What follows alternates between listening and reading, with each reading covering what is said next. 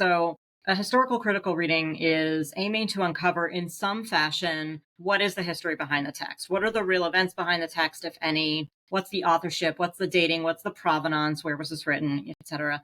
So the questions you ask in historical criticism, what I tell my students is these are the questions you would ask in any history class. What happened, when, who, what, when, right?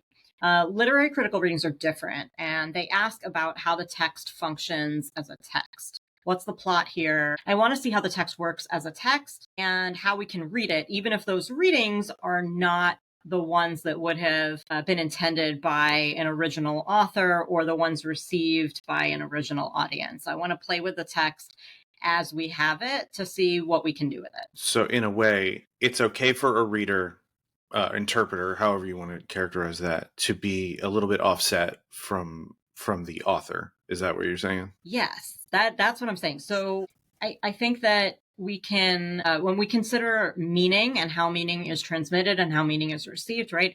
We don't want to necessarily see that the author is coming up with one particular meaning, and then that meaning is going to get transmitted to their intended audience exactly as they meant it, and like we can't get anything else from it, right? I think that's really limiting, both because I think authors rarely have one meaning. I think original audiences rarely get one meaning, a single meaning out of a text. And I think we are not the original audience, right? We are working so far from the original compositional circumstances that I think it's almost irresponsible not to consider